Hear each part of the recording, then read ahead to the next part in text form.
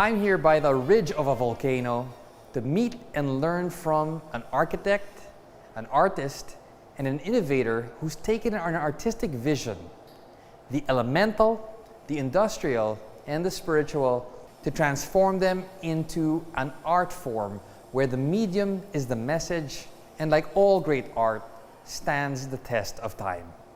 Meet Ramon ORLINA.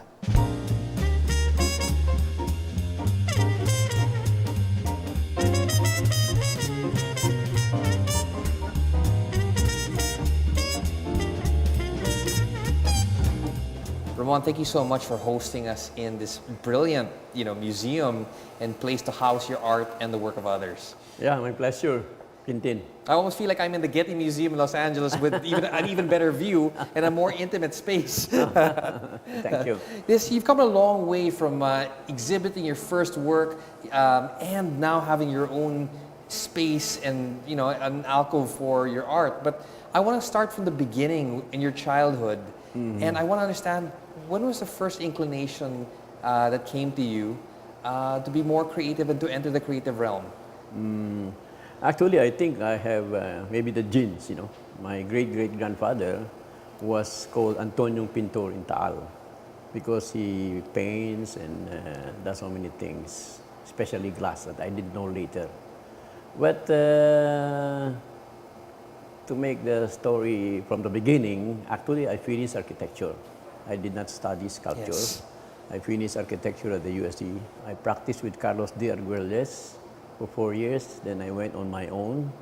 And yeah, later on, I went into painting on glass. So Ramon, you had both the genes and the inclination, but you actually went towards a calling that was more rigorous. Did you think that the rigor of architecture and the science of it helped you move into what you're known for today? A lot.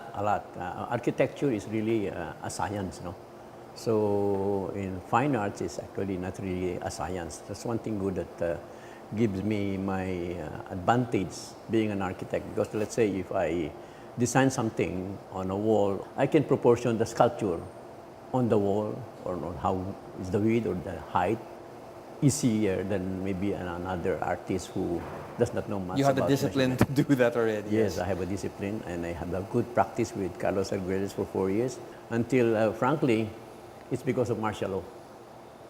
Martial law, I was practicing architecture. I had maybe around 4 draftsmen already with my office, and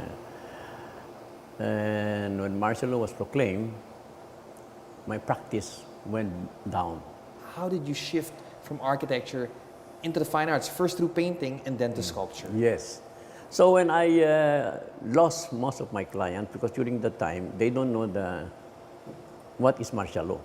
They don't know if things will be okay with other rich people who sold their properties, went to the States. And then I have this talent. I'm very good in drawing. Even my professors or even my classmates were telling me, Ramon, why are you an artist? I told them, hey, can you not remember? During the first day of class, there was a pyramid, a cube, and a ball, or a rounded thing. And he said, okay, I'll ask, from your point of view, or for where you're seated, you draw this. Like a still life. But yeah, like a still life. Yeah. Actually, it's a still life. And since even when I was young, I really liked to draw. I like the comics. One of my uncle, Jim Fernandez, draws in the comic. He was the one who created Suma. Yes. So these are the things that I've been seeing and growing up to like drawing. And my mother was very supportive. I decided that I will become an artist, and also decided to do painting on glass. Because during the time I was practicing architecture, I liked mirrors, especially the mirrors. I put it all in the toilet. Everything looks big. That's true. So it And I helps. guess as an architect, you also look at these design implements and Yes. design innovations, and mirrors are a good modality for you. Yes. I was interviewed by one of the vice presidents who went to the office and interviewed me being an architect. and they wanted to, I think, invite somebody to talk on glass in architecture. And they decided to invite me for the seminar that they're having instead of, let's say, the reading architects, no? Because I'm the one who is not only an architect, but I paint on glass. Yes. So you're the subject matter expert that they needed for that. Yes. So when I went there and presented 3 of my works, the president was amazed on how I was able to develop this painting on glass, because they've been doing glass for a long time, and they never thought that it can be painted and it can be that, not painting is easy, but you have to create something. Yes. And Like even creating a new medium, for Yeah. example. Create a new medium. In 1975, I had my first one-man show, and it was a very successful show. I sold maybe 60 to 70%, but at the end, I've sold everything, no? Except for some pieces which I retained. After the show, or before the show ended, Republic Glass had that seminar, and they invited me, and I brought with me 3 of my pieces, and they were all amazed, and they all liked my painting and the subject matter I did. It's just like a light coming out from glass. So these are the things that you can do with painting. You can make an illusion of something which is not there. Right after that seminar, Mr. Lim told me, Mr. Orlina, we would like to have a talk with you. Of course, I told them, okay. They gave me even the payment for the seminar that I lectured. And they say, we would like to offer you a scholarship. This is the And it's an overseas scholarship as well. Yes, because there is nobody who can teach here in Southeast Asia or in Asia. So definitely it will be in the States or in Europe. And they told me that they're doing this for the arts. Actually, Mr. Lim and Mr. Velasco are patrons of the arts, Mr. Velasco was the former Secretary of Energy during the time of Mr. Marcos. So it was Mr. Lim who was running Republic Glass, and he became the president. So I told them that, okay, I'll tell you for your... So I told them, thank you for your offer, but I'll come next week and tell you about my decision. And after 1 week, I came back and I told him, Mr. Lim, thank you very much for your offer, but I'm not accepting it. And a lot of people, when I tell the story, why did you not? That first came to mind. Yeah, I don't know anything about glass. I bought panels of glass which I painted. So it's just like a canvas, and I don't know anything about the glass. It's just a sheet of glass which I paint on. I said that, I don't want to be beholden to anybody. And I want to be an artist, and I want to be free and make my own decision. And maybe if I can go into the factory and learn about glass making. And I don't need to go abroad. I want to learn it first on what is glass. Well, instead of doing the easy path or the more attractive path, you held on to your artistic psyche and said, I'm not going to compromise, and I'll learn the craft itself. Yes, we arranged something like that. And they said, okay, we'll have a contract of 2 years. If nothing happens, there's nothing we can do. Because I told them, I cannot promise you anything which we don't know. Yes. I don't think you know what to tell. You're still the formative stage of your art, right? I don't think you know what I can do, or I don't think I can tell you what I will do. Unfortunately, there were no critics who can write about glass because they don't know anything about glass. That wasn't in their horizon, of art yet. They studied about Van Gogh or the oil or but there is nothing about glass.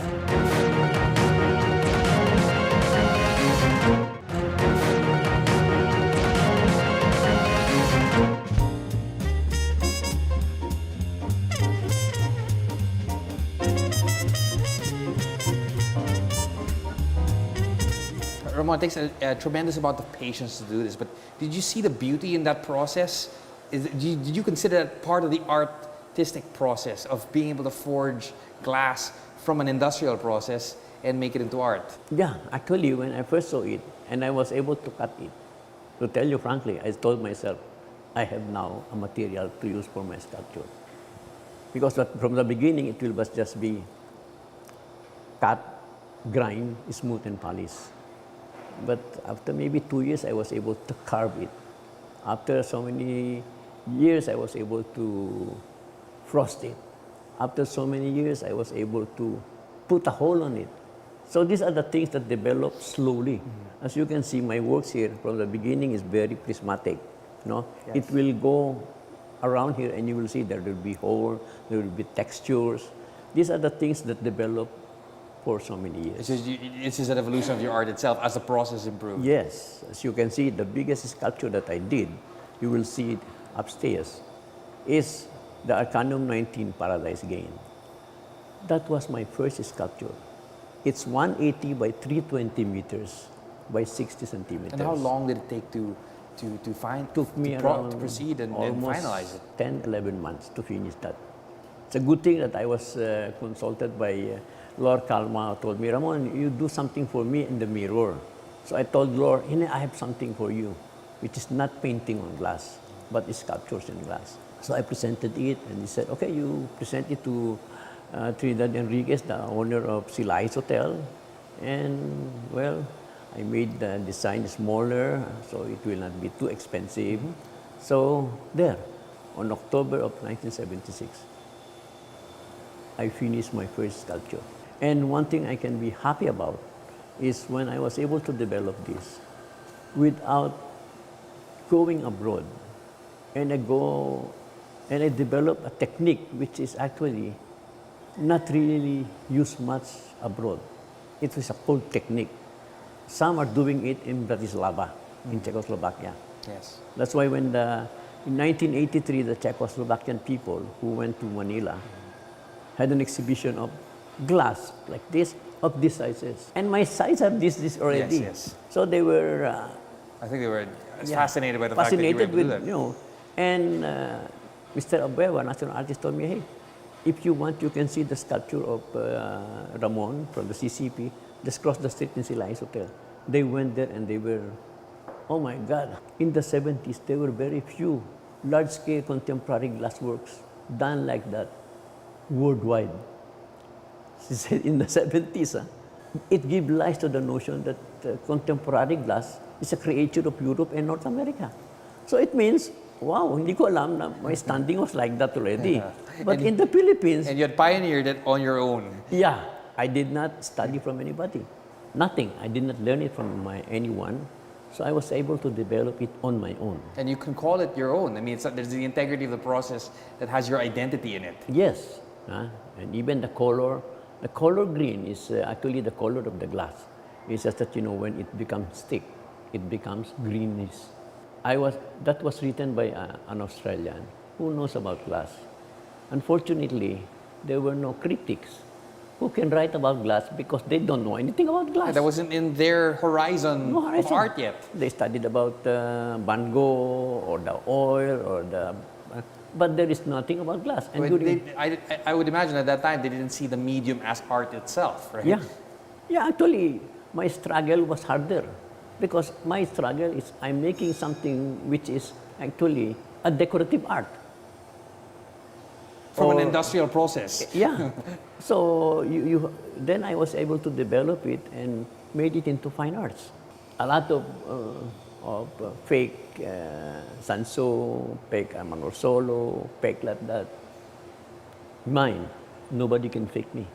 Well, this is Ramon Orlina's process unto himself in itself. Well, and with that, I mean, with that integrity of the process complete in terms of your story, in our next part of the program, we want to talk about how you were able to promote and nurture that and share it with the world. Actually, if you think of sculpture, they're just a cousin of the painters. The painters are more popular.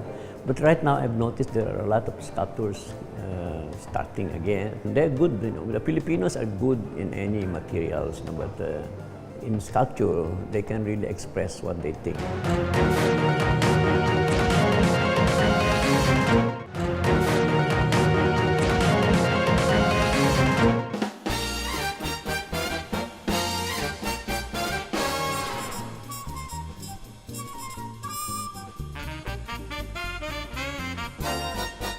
Ramon, thank you so much for sharing that creative process where you combine the industrial and the elemental together into art. I want to understand now about how you promoted that to the world. the exposure to the international community more than the domestic community. What has that done for you and your art itself? First, I can say that it was a commission work which I got from Singapore that maybe I can say catapulted my art to what it is now. Frankly, I can say that it was in Singapore that I really had my break and was really recognized as an artist. Medyo huli pa sa Pilipinas, but what can we do? Something like that. Sometimes it comes the wrong way around. Yes, yes. So I was given 2 big commission works in Singapore, and by the time I was earning in the hundred thousands of dollars. I had 2 big commissions, and it was during that time that I was thinking that, hey, this time I can get married already. Well, let's take that little detour into the very important part of your life, wherein the commitment of marrying later in life, it seemed to be sweeter that time around in terms of waiting and being ready for that. Tell us about your wife, your family, how you all come together in your pursuits. Actually, I got married to a Malaysian Chinese. And it's because of my project in Singapore that lasted for maybe more than 2 years. I was in and out of Singapore for 2 years, and I was only given 15 days stay. So I have to leave Singapore in 15 days, but I have to stay there for maybe 1 month. So I fly to KL, which is the nearest airport nearer than Manila. Yes. So that's where I met my wife, later part of my work. So that started it. I told myself that, this is maybe somebody that will match me, because I get to learn about her, and she's a lawyer. She studied in England, so a very intelligent lady. And a good counterpoint to your artistic life also. Yes, yes. And I think that, she's somebody who could really be good as a mother. Tell me about your partnership in terms of both rearing your children, but also in terms of forging your pursuits as an artist and even an entrepreneur. Yes, yes, she helped a lot, Well, as they say that there's always a woman behind somebody. She really understands what I'm doing. Even she's a lawyer. She studied in England. She's passed the British bar, but he decided to stay with me here in Manila. It's an equal complementary partner. Yes. But, and let me ask you though, how has her influence and presence in your life changed the way you view art or even forge your art? Has that influenced your art form in any way? Yeah. Actually, if you notice, some of my works are based on, let's say, Ning Ning series or human form series, yes. Human form or whatever it is. It's something like connected to my family. So Leanne is first family, and she understands the artist. We're not really moods. I'm not really a moody person. You're more your psyche about your vision and the way you approach. Yeah. So I think there's no problem with our union. I'm a little bit older than her, so that's one thing good, I think. The women matures easily, but I'm more mature because I'm older. You had a head start. Yeah, I can say that head start. And yet you have a co-equal partnership. And one of the things that I noticed also at this stage in your life, you've actually gone into the technical aspect, the architectural aspect is all coming to form here in Museo ORLINA. Tell us about what is the genesis of this project, the role of your family and friends in inspiring you to build this shrine really to glass sculpture. Actually, I was planning to have this in my hometown in Taal, Batangas. But I don't think it will fit into the old houses that we have in Taal, which is, let's say, Capis and those behind the Bato. My work is too modern for those kind of structures. So you need a more linear, minimalist, yes. So home for it. When this was offered by me, by my friend, and I saw the view and the location was just perfect. So I thought, okay, actually at first, I just bought one unit for the family. Yes. But when I saw that this is vacant, I bought this one and I decided to make it. So you cobbled it together. Yes. And finally, I was able to get all the 4 units, and now it's really. It looks like a unified whole. The only thing that makes me feel it was something separate are the floor tiles. Otherwise, this is a unified whole. And more importantly, I think because of the marriage of light and element and glass, it seems to enhance your sculptures even more. Yeah, but because of my thinking of the art, and because also of my plans here, because my thinking as an artist is to make this holistic, or maybe not only for the visual art, not only for painting or sculpture, but also for maybe dance, other form of arts. As you've noticed, downstairs I have 2 pianos. I had concerts there with Ingrid Santa Maria with 2 pianos playing. Last month I had a jazz concert there. September we had, as you can see. Yes, by the lawn in your garden. I have a sculpture garden and amphitheater. That sure reminds me of the sculpture garden in Washington, D.C. actually. So you have 9, and even with a better view. Yeah, but also this one had 16 bands that played. No? And it was arranged by my daughter, who is right now in Hamburg studying. She got a scholarship. And she said, oh, before I leave, I'll do something first that, I'll have a band play here. So we had 16 bands here. You know how many people we are here? 1,200. I can't imagine how they would all fit. Yeah. But the draw of this place, the draw of your art, the draw of the company, I would imagine that's what brought them all together. But also, it's the young people's crowd. The young people, they like yung parang parokya ni or Edgar. Yes. They really sing well. And the Filipinos, they're really good singers. So here is a place not only for the visual art, but for dance. For the first one who danced here was Ballet Philippines. Yes. Ramon, you've certainly reached so many milestones in your life. Let me ask you, what do you think the future of sculpture and art is in the Philippines, and the legacy that you want to leave the Filipino and the world? Well, actually, if you think of sculpture, they're just a cousin of the painters. The painters are more popular. But right now, I've noticed there are a lot of sculptors starting again. They're good, The Filipinos are good in any materials, but in sculpture, they can really express what they think. But I've noticed that we had maybe how many years of sculpture show, which actually I, in a way, help in promoting a show in Manila. And every year it gets bigger and bigger, and I'm very happy that a lot of artists now are doing sculpture. And the younger generation is also taking this up. Yes, I'm quite happy, and my daughter, my third daughter, who is the artistic among my children, I'm sending her to the Pilchak School next July to study glass. So maybe she'll do something which is different from what I do. She'll advance it, but then find her own path and then create her own art form. Yes. Well, it seems like, Ramon, from a personal perspective, from an artistic perspective, and also from a legacy perspective, you've created that environment for things to flourish, especially as the Philippines has a resurgence now in terms of the economic side, and more importantly, the social and the cultural side. So I want to thank you so much for sharing your journey with us, your artistic vision, especially the examples around us, and for that legacy that we know is self-assured and more importantly will be a platform for more growth in the future. It's been a pleasure. Appreciate your time. Thank you very much for coming. Thank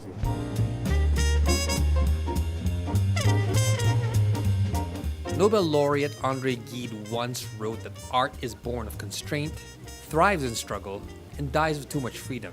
If, as an artist or an entrepreneur, we were able to find the balance between creativity, vision, and structure as Ramon Orlina has forged and continues to do in new and exciting mediums, we will find success in any field, be it in art, work, and life. This has been Quinton Pastrana. Join me again next week as I explore the mind and the moves of the country's and world's most successful people.